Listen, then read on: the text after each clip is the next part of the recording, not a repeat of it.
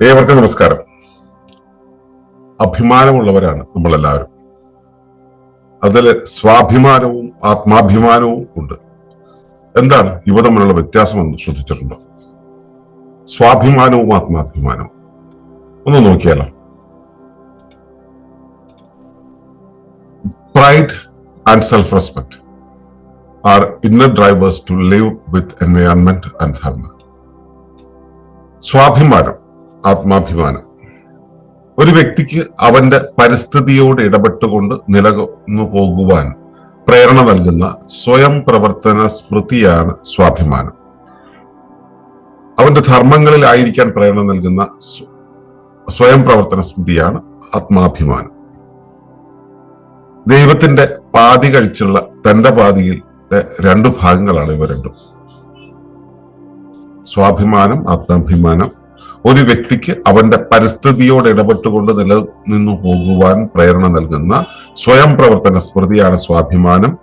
അവന്റെ ധർമ്മങ്ങളിലായിരിക്കാൻ പ്രേരണ നൽകുന്ന സ്വയം പ്രവർത്തന സ്മൃതിയാണ് ആത്മാഭിമാനം. ദൈവത്തിന്റെ പാതി കഴിച്ചുള്ള തന്റെ പാതിയുടെ രണ്ടു ഭാഗങ്ങളാണ് ഇവ രണ്ടും. ഈ അവസാനം പറഞ്ഞത് മനസ്സിലാക്കാൻ അല്പം ബുദ്ധിമുട്ട് തോന്നിയിട്ടുണ്ടാവും. ദൈവത്തിന്റെ പാതി കഴിച്ചുള്ള തന്റെ പാതിയുടെ രണ്ട് ഭാഗങ്ങൾ. ദൈവത്തിന്റെ പാതി, തന്റെ പാതി. താൻ പാതി ദൈവം പാതി എന്ന് കേട്ടിട്ടുണ്ടല്ലോ.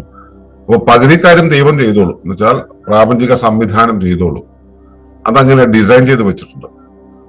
പക്ഷെ അതിൽ കുറേയേറെ റെസ്പോൺസിബിലിറ്റീസ് നമ്മളിൽ അസൈൻ ചെയ്തിട്ടുണ്ട്, നമ്മുടെ ഉത്തരവാദിത്തമായിട്ട് നൽകിയിട്ടുണ്ട്. ആ നമുക്ക് നൽകിയിട്ടുള്ള ഉത്തരവാദിത്തമാണ് നമ്മുടെ പാതി എന്ന് പറയുന്നത്. ആ പാതിയുടെ രണ്ടു ഭാഗങ്ങളാണ് ഇവ രണ്ടും, ഈ സ്വാഭിമാനവും ആത്മാഭിമാനവും. അതാണ് പറഞ്ഞത്. അപ്പോ ദൈവം ചെയ്യുന്നത് എന്താണ്? എങ്ങനെ കാര്യങ്ങൾ നിർവഹിക്കണം എന്നുള്ള ആ പ്രവർത്തന സംവിധാനം അല്ലെ? ആ പ്രവർത്തനം എങ്ങനെ സംഭവിക്കണം എന്നുള്ളത് സത്യത്തിൽ ദൈവം പോലും അല്ല നിശ്ചയിക്കുന്നത്. അത് ഈ നിയതിയാണ് നിശ്ചയിക്കുന്നത്. എന്താണ് നിയതി? ഉപരിവ്യവസ്ഥയുടെ, ഭൂമിയുടെ, പ്രകൃതിയുടെ മനസ്സാണ് നിയതി എന്നുള്ളത്. മനസ്സിന്റെ പണി എന്താ? ഒരു വ്യവസ്ഥ എങ്ങനെ പ്രവർത്തിക്കണം എന്നുള്ളത് ആസൂത്രണം ചെയ്ത് നടപ്പിലാക്കുക എന്നുള്ളത്. പ്രപഞ്ചം എങ്ങനെ പ്രവർത്തിക്കണം എന്നുള്ളത് ആസൂത്രണം ചെയ്ത് നടപ്പിലാക്കുന്ന സംവിധാനമാണ് നിയതി എന്ന് പറയുന്നത്. ആ നിയതിയാണ് നിശ്ചയിക്കുന്നത്. അപ്പൊ പിന്നെ ദൈവം എന്താ? ദൈവം എന്ന് പറയുന്നത് പ്രകൃതിയാകുന്ന മഹാസംവിധാനത്തിന്റെ ആ സ്വയം പ്രവർത്തന സംവിധാനം. സ്വയം പ്രവർത്തിക്കാൻ എന്ത് വേണം എന്നുള്ളത് നിയതി നിശ്ചയിക്കും. അപ്പോ എന്റെ ശരീരത്തിനുള്ളത് ജീവനാണ്. ഈ ജീവൻ എങ്ങനെ പ്രവർത്തിക്കണം എന്നുള്ളത് മനസ്സാണ് തീരുമാനിക്കുന്നത്. ജീവൻ സ്വയം പ്രവർത്തിക്കാൻ കഴിയില്ലേ? ഉണ്ട്. പക്ഷെ അത് ഇപ്പോൾ എന്ത്, എവിടെ, എങ്ങനെ സംഭവിക്കണം എന്നുള്ള കാര്യം തീരുമാനിക്കണം മനസ്സാണ്. അതുപോലെ പ്രകൃതിയുടെ സ്വയം പ്രവർത്തന സംവിധാനത്തെയാണ് നമ്മൾ ഈശ്വരൻ അല്ലെങ്കിൽ ദൈവം എന്നിവിടെ വിളിക്കുന്നതെങ്കിൽ അത് എങ്ങനെ പ്രവർത്തിക്കണം എന്നുള്ളത് ആ കാലികമായിട്ട് നിയന്ത്രിക്കുന്നത് പ്രകൃതിയുടെ മനസ്സാണ്. അതായത് നിയതിയാണ്. നമുക്ക് നിയതിയായിട്ടാണ് അനുഭവപ്പെടുക. അപ്പൊ അതില് ആ നിയതിയുടെ, ദൈവത്തിന്റെ കൽപ്പന അനുസരിച്ച്, നിശ്ചയം അനുസരിച്ച് ആ ഒരു ഉപരിവ്യവസ്ഥ തീരുമാനിക്കുന്നുണ്ട് പകുതി കാര്യങ്ങൾ. ഇത് ഇവിടെ വേണം, ഇങ്ങനെ ആയിരിക്കണം എന്നുള്ളത് അവിടെ തീരുമാനിക്കുന്നുണ്ട്. പക്ഷേ ഇവിടെ ഇപ്പോൾ എന്തു വേണം എന്ന് തീരുമാനിക്കാനുള്ള ഉത്തരവാദിത്വം, ദൗത്യം നമ്മുടെ കയ്യിൽ ഏൽപ്പിച്ചിട്ടുണ്ട്. ഇപ്പൊ എന്റെ ഉടമസ്ഥതയിൽ ഒരു സ്ഥലമുണ്ട്. ആ സ്ഥലത്തിൽ എന്തു വേണം എന്നുള്ളത് നിർണയിക്കാനൊക്കെ എനിക്കാണ് അധികാരം. പക്ഷെ എനിക്ക് 10 സ്ഥലം ഉണ്ടെങ്കിൽ 10 സ്ഥലത്തും പോയിട്ട് ഇത് അതാത് സമയങ്ങളിൽ നിർണ്ണയിക്കാൻ എനിക്ക് കഴിയാത്തത് കൊണ്ട് ഞാൻ സൂപ്പർവൈസേഴ്സിനെ അല്ലെങ്കിൽ മാനേജർമാരെ അവിടെ നിയമിക്കുന്നു. എന്നിട്ട് മാനേജർമാർക്ക് ഇന്ന അധികാരങ്ങൾ നിനക്കുള്ളതാണെന്ന് പറഞ്ഞു കൊടുക്കുന്നു. ആ മാനേജർ ആ അധികാരത്തെ അവിടെ സ്വയമേവ നടപ്പിലാക്കുന്നു. എന്നോട് ചോദിച്ചേ നടപ്പിലാക്കാവൂ എന്ന് പറയുന്ന കാര്യങ്ങൾ ഒഴിച്ചു ബാക്കിയെല്ലാം, ഇപ്പൊ അവിടെ വൃത്തിയായിരിക്കണം എന്നുള്ളത് അവിടുത്തെ തൂപ്പുകാരോട് പറഞ്ഞാൽ അത് അവിടെ അടിച്ചു വൃത്തിയാക്കിയിടും. ഇവിടെ മാറാല മുഴുവൻ കെട്ടിയിരിക്കുന്നു, ഇത് ശരിയാക്കിയിടൂ. അല്ലെങ്കിൽ ആശാരിയെ വിളിച്ചിട്ട് ഇന്ന ഭാഗം കഥകൊക്കെ പൊളിഞ്ഞിരിക്കുകയാണ്, അല്ലെങ്കിൽ അത് തേഞ്ഞിരിക്കുകയാണ്, അത് ശരിയാക്കിയിടൂ. അല്ലെങ്കിൽ മോട്ടോർ കംപ്ലൈന്റ് ചെയ്യുമ്പോൾ ഇലക്ട്രീഷ്യനെ വിളിച്ചിട്ട് അത് റിപ്പയർ ചെയ്യൂ എന്നൊക്കെ പറയുന്ന, ഇപ്പോൾ എന്ത് വേണം, ഇപ്പോൾ ഇന്ന് മോട്ടോർ ശരിയാക്കണ്ട, അല്ലെങ്കിൽ ഇന്ന് പുല്ല് വെട്ടണ്ട, നാളെ ചെയ്താൽ മതി എന്നുള്ള തീരുമാനങ്ങൾ മാനേജർക്ക് അവിടെ ചെയ്യാം. കാരണം മാനേജർക്ക് ആ സ്വയം നിയന്ത്രണ സംവിധാനം അത് നിശ്ചയിക്കാനുള്ള അധികാരമുണ്ട്. ആ ഉള്ളത് കൊണ്ടാണ് അയാൾ അവിടെ നിൽക്കുന്നത്. അയാൾക്ക് അധികാരമില്ലെങ്കിൽ, അയാൾക്ക് അത് ചെയ്യാനുള്ള അധികാരമില്ല, എന്തും എന്നോട് ചോദിച്ചിട്ടേ ചെയ്യാവുന്നുണ്ടെങ്കിൽ അയാൾ വെറും ഒരു വേലക്കാരനാണ്. അയാൾക്ക് കാര്യങ്ങൾ ചെയ്യിക്കാൻ കഴിയില്ല.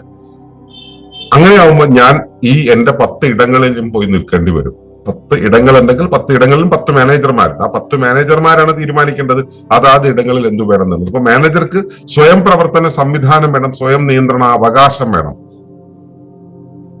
ആ സ്വയം നിയന്ത്രണ അവകാശം ഉണ്ടാകുന്നത് എവിടെ നിന്നാണ്?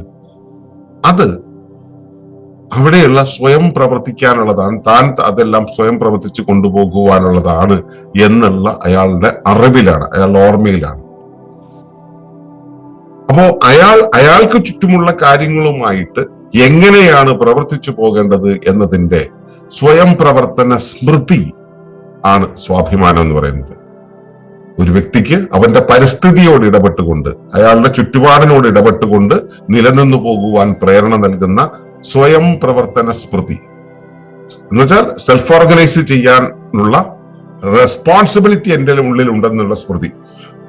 ഇപ്പോ ചില വീടുകളിലെ ഇപ്പോ ഒരു വീടിന്റെ സ്വീകരണ മുറി അലങ്കോലമായി കിടക്കുന്നു. ആ വീട്ടിൽ ജീവിക്കുന്ന ഒരു കുട്ടി അതിൽ പോവുകയാണ്. ആ കുട്ടിയെ സംബന്ധിച്ചിടത്തോളം അവൻ കളിയുടെ തിരക്കിലാണെങ്കിൽ, അവൻ ആ ചെറിയ കാലം മുതൽ കളിയുടെ തിരക്കിലാണെങ്കിൽ, നിരത്തുന്ന തിരക്കിലാണെങ്കിൽ അവൻ ആ പടിയിൽ അങ്ങനെ പോയിക്കൊണ്ടിരിക്കുകയാണ് ചെയ്യുക. അത് അവന്റെ റെസ്പോൺസിബിലിറ്റി ആയിട്ട് അവന് തോന്നാത്തിടത്തോളം കാലം അവൻ അത് ഒതുക്കി വെക്കൽ ചെയ്യൽ. ഈ ക്രമം കിടക്കുന്ന ഒരു സ്വീകരണ മുറിയിലെ മറ്റേ ടീപ്പോയുടെ മുകളിലുള്ള പത്രക്കെട്ടുകള്, അല്ലെങ്കിൽ ഫ്ലവർ വേസ്, അതല്ലെങ്കിൽ അവിടെ സോഫയുടെ മുകളിലുള്ള മറ്റേ കവർ ആയിട്ട് കിടക്കുന്ന ക്ലോത്തുകള്, കർട്ടൻ മാറിക്കിടക്കുന്നത്, ഇങ്ങനെയുള്ള കാര്യങ്ങൾ മാറിക്കിടക്കുന്നത് കണ്ടാൽ ശരിയാക്കണമെന്ന് അവർക്ക് തോന്നില്ല. കാരണം അവരുടെ ശ്രദ്ധ മറ്റു പലതിലുമാണ്. അതേസമയം ഞാനാണ് ഈ വീടിന്റെ കാര്യക്കാരൻ അല്ലെങ്കിൽ കാര്യക്കാരി എന്ന് ബോധ്യമുള്ള ഒരു വീട്ടുകാരി അവിടെ വന്നു കഴിഞ്ഞാലോ, ആ വീട്ടുകാരി എന്നിടത്തോളം അയാളുടെ ആ അഭിമാനമാണ്, അയാളുടെ ആ ഞാനാണിത് കൈകാര്യം ചെയ്യേണ്ടത്, എന്റേതാണ്, എന്റെ റെസ്പോൺസിബിലിറ്റിയിലാണെന്ന് പറയുന്നത്.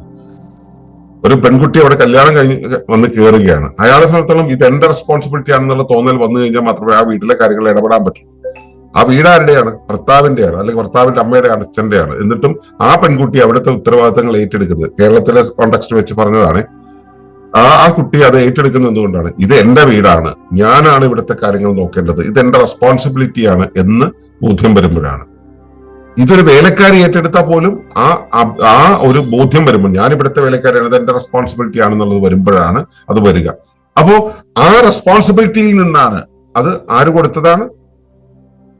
തന്റെ പാതിയാണ്, താൻ ഏറ്റെടുക്കുന്ന പാതിയാണ്. ആ തന്റെ പാതിയിൽ നിന്നും കിടക്കുന്ന ആ ഓർമ്മ, ഞാൻ ഇവിടുത്തെ ഉത്തരവാദിത്തം ഏറ്റെടുക്കുന്നു എന്ന് പറയുന്നതിന്റെ ഓർമ്മ, ഞാൻ ഇവിടത്തേതാണെന്ന് പറയുന്നതിന്റെ ഓർമ്മ, ആ ഓർമ്മ തന്റെ പരിസരത്തോട്, താൻ നിൽക്കുന്ന ഇടത്തിന്റെ പരിസരത്തോട് ചിലവാക്കുന്ന ഒരവസ്ഥയുണ്ടല്ലോ. അപ്പൊ ഞാനെന്നുള്ള വ്യക്തി എന്റെ ദൗത്യത്തെ, എന്റെ പ്രവർത്തന സംവിധാനത്തെ കുറിച്ച് എനിക്കുള്ളൊരു ഓർമ്മയുണ്ടല്ലോ. ആ ഓർമ്മ വെച്ച് ഞാൻ എന്റെ പരിസരത്തോട് പെരുമാറുന്നതാണ് സ്വാഭിമാനം. എന്റെ അവകാശം, എന്റെ ഇടം, ഞാൻ എന്നൊക്കെ പറയുന്നതാണ് ഈ പ്രൈഡ് എന്ന് പറയുന്ന സ്വാഭിമാനം എന്നുള്ളൊരവസ്ഥ. അത് എന്റെ ഉള്ളിലുള്ള ദൗത്യത്തെക്കുറിച്ചുള്ള എന്റെ തോന്നലുകളാണ്, സ്മൃതിയാണ്.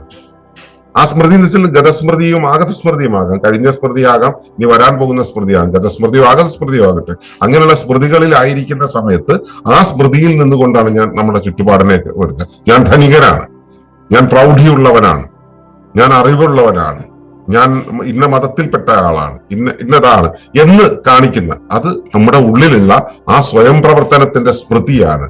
ഇതാണ് സ്വാഭിമാനം എന്ന് പറയുന്നത്. അവിടെ ഈ അവനവന്റെ തോന്നലുകളാണ് ഈ പ്രവർത്തനത്തിന് കാരണമായിട്ട്. അത് പരിസ്ഥിതിയോട് ഇടപെടുന്ന സമയത്ത് അത് എക്സ്പ്രസ് ചെയ്യാൻ വേണ്ടിയാണ്. ഞാൻ ഇന്ന മതത്തിൽപ്പെട്ട ആളാണെന്ന് വെറുതെ അഭിമാനിച്ചിട്ട് വല്ല കാര്യമുണ്ടോ? അത് അവിടെ വെളിപ്പെടുത്താൻ വേണ്ടിയിട്ടാണ്, മറ്റൊരാളോട് കാണിക്കാൻ വേണ്ടി, ഞാൻ ധനികനാണെന്ന് കാണിക്കാൻ വേണ്ടിയിട്ടാണ്. അതേസമയം എന്റെ ധർമ്മം ഇതാണ്. ഇപ്പോ ഒരു ദരിദ്രനായ ഒരാൾ ഒരിടത്ത് ജീവിക്കുന്നു എന്നറിയുന്നു. ചിലരുണ്ട് എവിടെന്നെങ്കിലൊക്കെ കുറച്ച് തുകയോ സംവിധാനങ്ങളോ സംഘടിപ്പിക്കും, എന്നിട്ട് ആരും അറിയാതെ അവിടേക്ക് പോകും, ആ ദരിദ്രനായിട്ടുള്ള ആളെ സഹായിക്കും, എന്നിട്ട് തിരിച്ചിങ്ങ് പോരും. ഒരു ഫോട്ടോ എടുക്കുകയോ ഒന്നും ചെയ്യില്ല, ചെയ്തിട്ടിങ്ങ് പോരും. ഇത് അയാളുടെ ആത്മാഭിമാനത്തിന്റെ ഭാഗമാണ്. തന്റെ അകത്തുള്ളതുപോലെ അപ്പുറത്തുള്ള ഒരാളെയും അയാൾക്ക് റെസ്പെക്ട് ചെയ്യാൻ തോന്നുന്നത് കൊണ്ടാണ്, സെൽഫ് റെസ്പെക്ട് ഉള്ളത് കൊണ്ടാണ്, തന്റെ ഉള്ളിലുള്ള ദൗത്യത്തെ റെസ്പെക്ട് ചെയ്യുന്നത് കൊണ്ടാണ്, തന്റെ ധർമ്മത്തെ റെസ്പെക്ട് ചെയ്യുന്നത് കൊണ്ടാണ് അയാൾക്ക് ആ ധർമ്മം ചെയ്യാൻ കഴിയുന്നത്. അപ്പൊ സ്വധർമ്മങ്ങളിൽ ചേർന്നിരിക്കാൻ ഉള്ള സ്വയം പ്രവർത്തന സ്മൃതിയാണ് ആത്മാഭിമാനം എന്ന് പറയുന്നത്. അത് ആത്മം ആയിട്ടാണ് ഉണർന്നു നിൽക്കുക.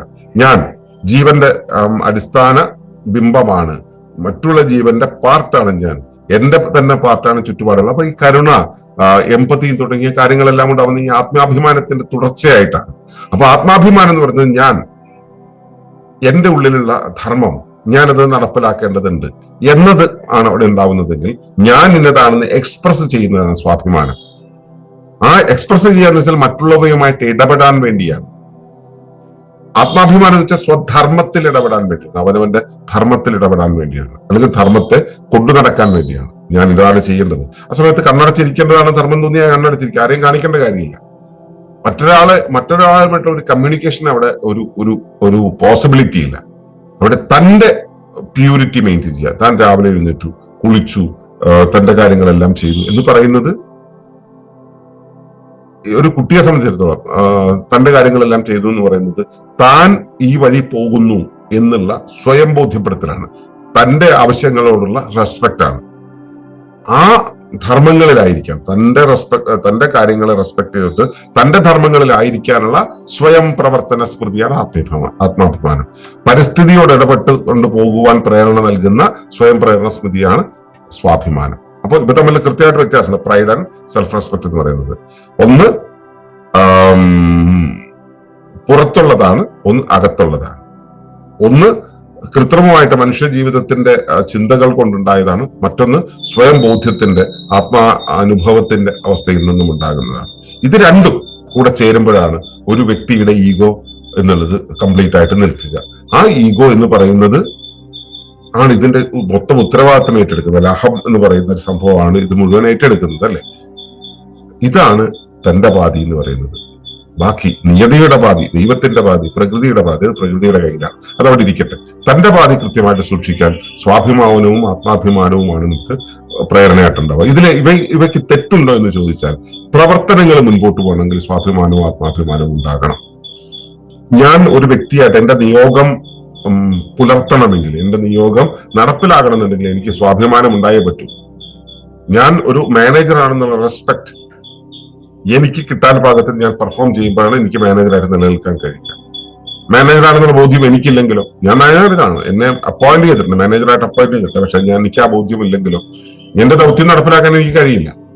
ആത്മാഭിമാനം ഇല്ലെങ്കിലോ, എനിക്ക് സെൽഫ് റെസ്പെക്ട് ഇല്ല, എനിക്ക് സെൽഫ് ലവ് ഇല്ല എങ്കിലോ എന്റേതായ കാര്യങ്ങൾ ചെയ്യാൻ എനിക്ക് കഴിയില്ല. അപ്പൊ ഇത് രണ്ടും ഉണ്ടായിരിക്കണം, എങ്കിലാണ് എന്റെ ദൗത്യങ്ങളും ധർമ്മങ്ങളും ചെയ്ത് മുൻപോട്ട് പോകാൻ കഴിയുക. അപ്പൊ നമ്മുടെ സ്വയം പ്രവർത്തന സ്മൃതി, നമ്മുടെ സ്വയം പ്രവർത്തനങ്ങൾ എങ്ങനെ നടപ്പിലാക്കണം എന്നുള്ള സ്മൃതി, ഇതാണ് ഈ ഈഗോകളുടെ ഒക്കെ അടിസ്ഥാനം. നിങ്ങളുടെ ഈഗോ, നിങ്ങളുടെ പ്രൈഡ്, നിങ്ങളുടെ സെൽഫ് റെസ്പെക്ട്, നിങ്ങളുടെ സെൽഫ് ലവ് എവിടെ നിൽക്കുന്നു എന്ന് പരിശോധിക്കുക. അതനുസരിച്ച് ജീവിതത്തെ ഒന്നുകൂടെ ക്രമപ്പെടുത്തുക. ജീവിതം നന്നായി ചന്തമായി മുൻപോട്ട് പോകും. ഇത് കേട്ടിരുന്ന എല്ലാവർക്കും നന്ദി, നമസ്കാരം. തുടർന്ന് കാണുന്നതിന് മുമ്പായി ഈ വിഷയം ഇഷ്ടമായെങ്കിൽ ഒന്ന് ലൈക്ക് ചെയ്യുക, കമന്റ് ചെയ്യുക, ഷെയർ ചെയ്യുക. നിങ്ങൾ പ്രകൃതിയെ ഇഷ്ടപ്പെടുന്നുവെങ്കിൽ ഈ ചാനൽ ഒന്ന് സബ്സ്ക്രൈബ് ചെയ്യുക.